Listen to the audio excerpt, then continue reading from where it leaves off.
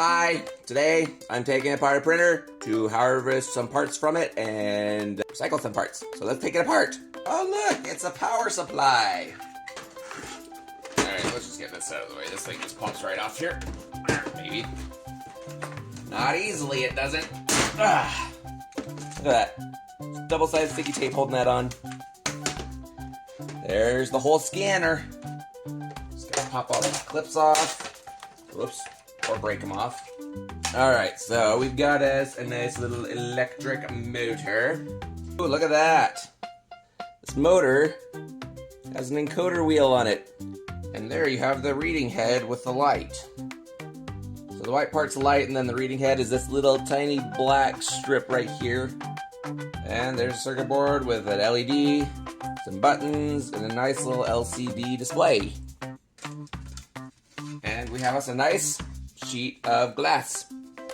Now we have the rest of the printer, which is basically just this stuff. You got your inkjets and the control circuitry, and that's basically all that's left in here. The rest is just the plastic shell.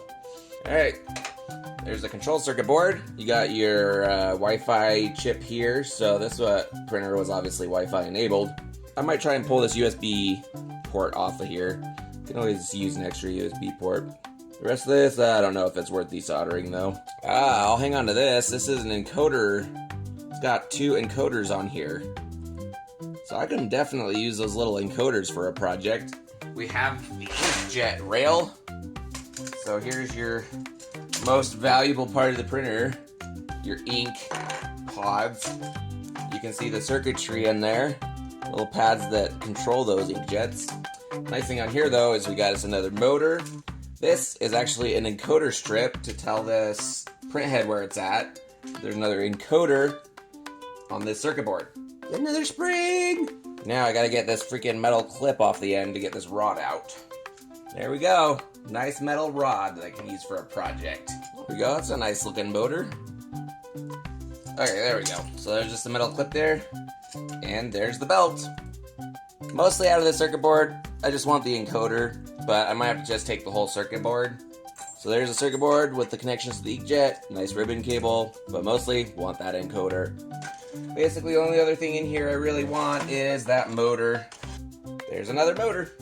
Alright, here's the stuff that I got out of the printer. So I got a bunch of springs, tons of different kinds, few torsion springs, all kinds of springs, some inductors. These are actually more filters for the ribbon cables, but I can use those.